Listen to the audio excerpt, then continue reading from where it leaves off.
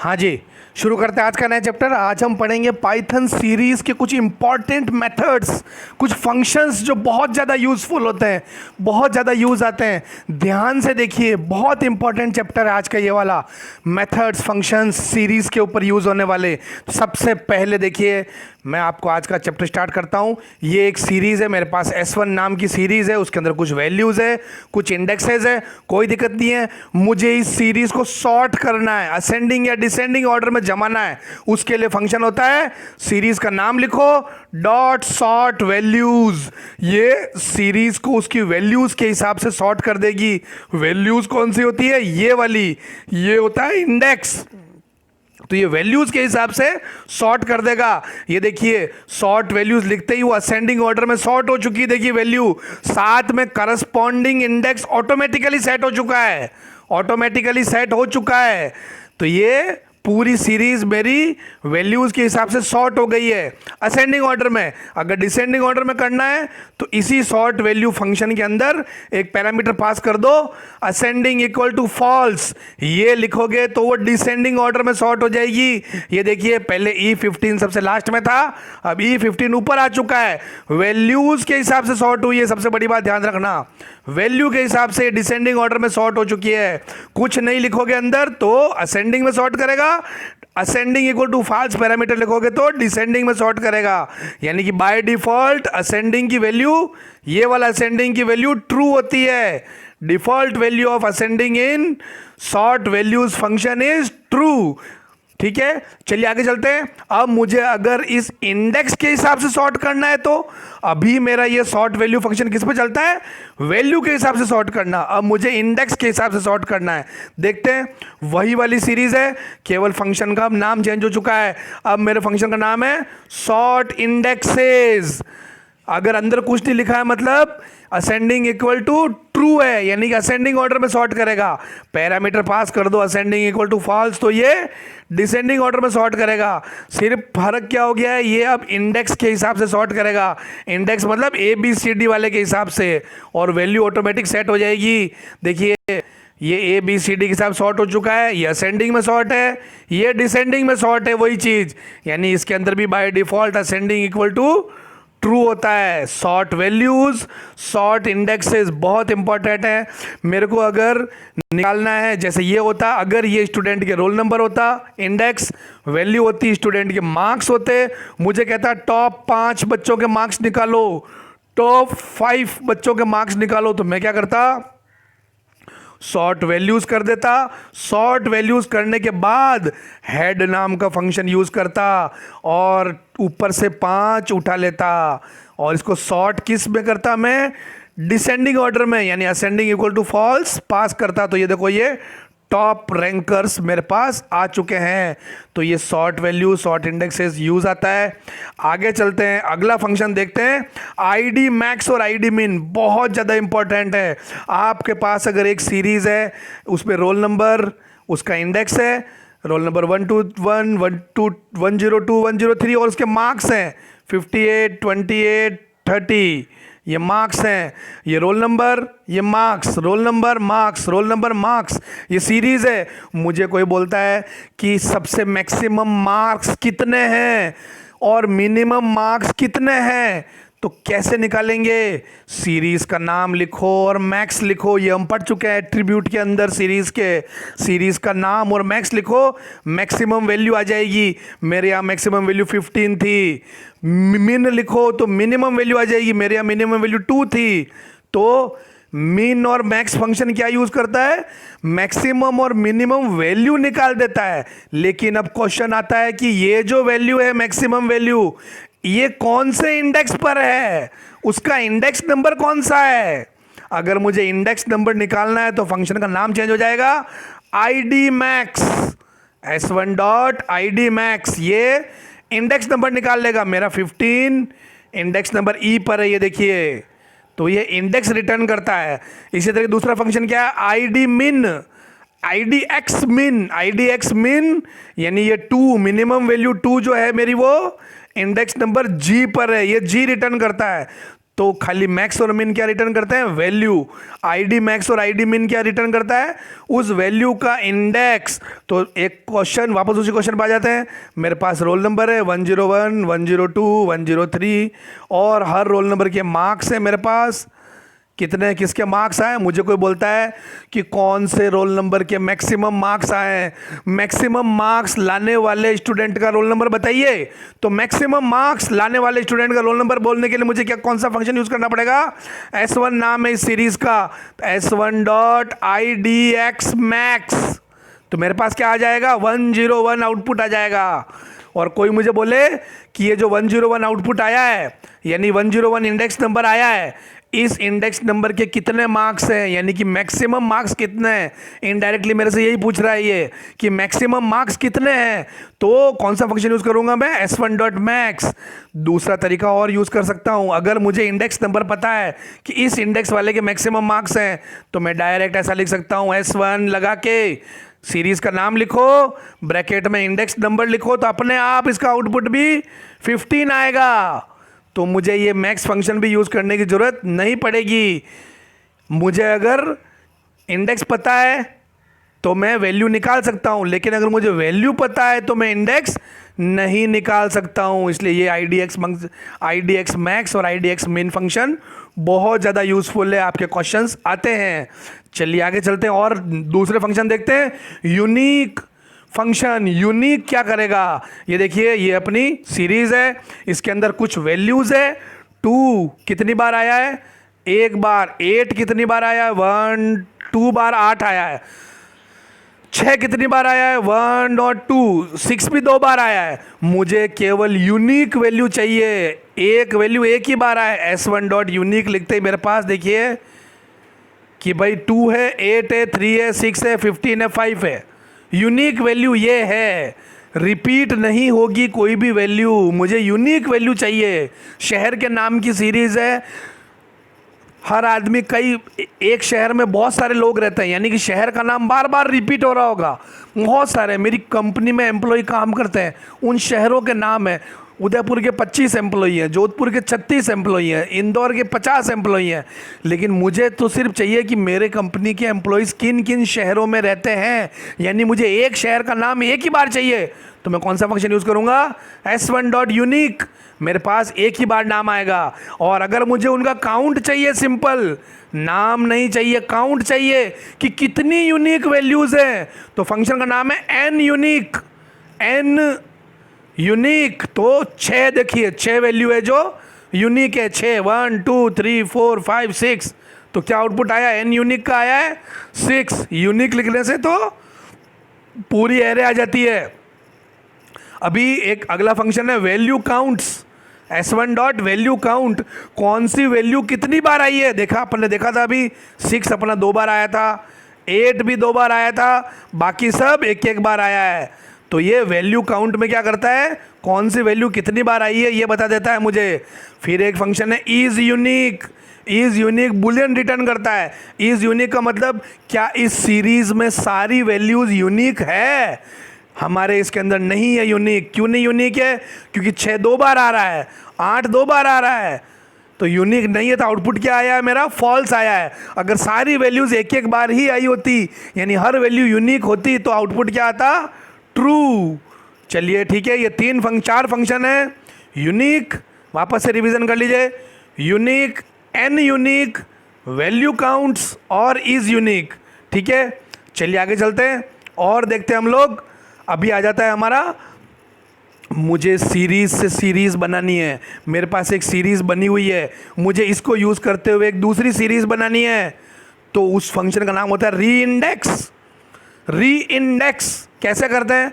S2 नाम की series बनानी है, S1 से बनानी, तो S1 डॉट री इंडेक्स। S1 के डॉट री इंडेक्स के अंदर मैंने S2 के इंडेक्स लिखे हैं। ये इंडेक्स S2 के जो नई बन रही है उसके अंदर ये 3 इंडेक्स रहेंगे। न्यू सीरीज जो मैं क्रिएट करना चाह रहा हूँ उसके अंदर 3 इंडेक्स रहेंगे, ABC। लेकिन इन ABC की वैल्यू कहाँ से उठाएगा वो? S1 में से, क्योंकि मैं S1 री इंडेक्स कर रहा हूँ। तो देखिए ABC, A कहाँ है? ये देखिए जरा, A बी और सी, इन तीन की वैल्यू यहाँ से उठा लेगा, यहाँ से उठाएगा इन तीन की वैल्यू, तो इसने उठाने के बाद ये बना दी मेरी, ये S2 सीरीज़ है जो कि S1 को यूज़ करते हुए बनी है, S1 डॉट री इंडेक्स। तो ये A B C तीन इसने उठा लिया है। अगर मैंने एक नई सीरीज़ बनाई S3 नाम की, S1 को यूज़ करते हुए, S1 डॉट री इंडेक्स, ए उठाएगा S1 में से, बी उठाएगा S1 में से, सी उठाएगा S1 में से, और ट्रिपल ए नाम का इंडेक्स भी उठाएगा S1 में से। लेकिन जब मैंने देखा S1 में तो यहाँ पर ए है, बी भी है, सी भी है, लेकिन ये ट्रिपल ए नाम का तो कोई इंडेक्स इसमें है ही नहीं। तो ये क्या करेगा, ए बी सी तो इसने उठा लिया क्योंकि था S1 में, और ट्रिपल ए की जगह पे क्या लिख दिया इसने, नैन, नैन लिख दिया है। देखिए नैन, यहाँ पर थोड़ा सा डेटा टाइप का ध्यान दीजिए। ये देखिए तो इंट है, ये फ्लोट क्यों हो गया, वैल्यू तो ए बी सी की यहाँ भी है, वैल्यू ए बी सी की यहाँ भी है। ध्यान रखना, जिस भी सीरीज़ में एक भी वैल्यू अगर नैन होती है तो उसका डेटा टाइप फ्लोट हो जाता है। एक भी डेटा टाइप अगर नैन है तो उसका डेटा टाइप फ्लोट हो जाता है ऑटोमेटिकली। तो री इंडेक्स फंक्शन है, मैं न्यू सीरीज बना सकता हूँ यूजिंग एन एग्जिस्टिंग सीरीज। चलिए आगे चलते हैं। Dropping entries from series, series में से डेटा डिलीट करने के काम आता है ड्रॉप फंक्शन। क्या करेगा, देखिए मेरे पास ये सीरीज है, ये वैल्यू है, ये इंडेक्स है, AACBD सिंपल। अगर आपको ये C वाला इंडेक्स, C वाली वैल्यू डिलीट करनी है तो सिंपल लिखो S1 लिखो, सीरीज़ का नाम लिख के लिखो ड्रॉप, और उस इंडेक्स का नाम लिख दो ब्रैकेट में जो डिलीट करना है। तो मैंने क्या लिखा है, तो मेरी ये एक्चुअल थी सीरीज़, एक्चुअल सीरीज़ थी, एक्चुअल सीरीज़ में Sierra C3। फिर जब मैंने इसको प्रिंट करवाया इसका आउटपुट S1 डॉट ड्रॉप का, तो देखो इसमें C है ही नहीं, C यहाँ से गायब हो चुका है, सिर्फ AABD आया है, तो इसने C को ड्रॉप कर दिया। लेकिन इस स्टेप के बाद, इस प्रिंट स्टेटमेंट के बाद मैंने ये नेक्स्ट प्रिंट स्टेटमेंट चलाया, फिर से S1 को जब मैंने प्रिंट किया तो देखा C तो वापस आ गया, यानी ओरिजिनल S1 में कोई चेंजेस नहीं हुआ है। ओरिजिनल S1 के अंदर जब मैंने ड्रॉप किया तो वो दिखाने के लिए तो ड्रॉप हो गया, लेकिन जब मैंने फिर से S1 को यूज़ कर रहा हूँ तो वो परमानेंट डिलीट नहीं हुआ है C। तो ये ड्रॉप फंक्शन क्या करता है, सिर्फ आपको दिखाने के लिए, शो करने के लिए C को हाइड कर देता है, गायब कर देता है, परमानेंट डिलीट नहीं करता है। C मतलब जो भी मैं यहाँ इंडेक्स पास कर रहा हूँ, मैं C कर रहा हूँ तो C, D कर रहा हूँ तो D। अगर मुझे परमानेंट डिलीट करना है तो मुझे क्या करना पड़ेगा, इस ड्रॉप फंक्शन के अंदर एक दूसरा पैरामीटर भी पास करना पड़ेगा। जैसे देखिए यहाँ पर मैंने क्या लिखा था, S1 डॉट ड्रॉप ब्रैकेट में इंडेक्स का नाम, इसी को मैं चेंज कर रहा हूँ, S1 डॉट ड्रॉप इंडेक्स का नाम कॉमा और in place equal to true. क्या पैरामीटर पास किया मैंने, in place equal to true, यानी उस जगह पर परमानेंट डिलीट कर दो। अगर आप ये यूज़ करोगे तो वो परमानेंट डिलीट हो जाएगा, in place equal to true. चलिए और एग्जांपल देखते हैं, ड्रॉप का ही है। ड्रॉप के अंदर मैंने अभी ऊपर क्या किया था, एक पैरामीटर पास किया था इंडेक्स नंबर। मैं इंडेक्स नंबर की लिस्ट भी पास कर सकता हूँ। मुझे A और C दोनों डिलीट करने हैं तो मुझे 2 बार ड्रॉप यूज़ करने की ज़रूरत नहीं है, सिंपल लिस्ट में जो जो इंडेक्स डिलीट करने हैं वो पास कर दो, तो अब A और C दोनों डिलीट हो जाएंगे। देखिए ये मेरी ओरिजिनल सीरीज़ है, इसमें A 2 बार आया था तो दोनों उड़ गए, C 1 बार आया दोनों उड़ गए, पीछे क्या बचा, केवल B और D, और इन प्लेस ट्रू लिखा है मैंने, यानी वो परमानेंट डिलीट हो गए। तो ड्रॉप क्या काम आता है, डिलीट करने के लिए काम आता है। याद रखिएगा, एक एक नंबर में क्वेश्चंस आते हैं। अभी ड्रॉप के कुछ वर्जन्स हैं। अभी हमने फंक्शन पढ़ा था ड्रॉप, अब फंक्शन है ड्रॉप NA। फंक्शन का नाम याद रखना, ये ड्रॉप नहीं है, ये कौन सा फंक्शन है, ड्रॉप NA। ये क्या करता है, केवल नैन वैल्यूज़ को, केवल नैन वैल्यूज़ को डिलीट करता है ऑटोमेटिकली। मुझे इसमें कोई इंडेक्स नंबर देने की ज़रूरत नहीं है। सीरीज़ के अंदर जो भी नैन वैल्यूज़ होगी, नैन, नन, वो डिलीट हो जाएगी। तो मेरे पास देखिए C जो कि नैन है, डी जो कि नैन है, नन नैन बन जाता है सीरीज के अंदर, नन नैन बन जाता है। मैंने पास किया नन, लेकिन वो इंटरनली स्टोर होता है एज ए नैन। तो मेरे पास सी और डी नैन है। जब मैंने drop N A function use किया तो अब S1 को प्रिंट कराने पे देखो ये सी और डी दोनों इसमें नहीं आए हैं, वो डिलीट हो चुके हैं, ए बी। तो ड्रॉप एन ए क्या करता है, नैन वैल्यू को डिलीट कर देता है, नैन वैल्यू को डिलीट कर देता है ड्रॉप एन ए, याद रखिएगा।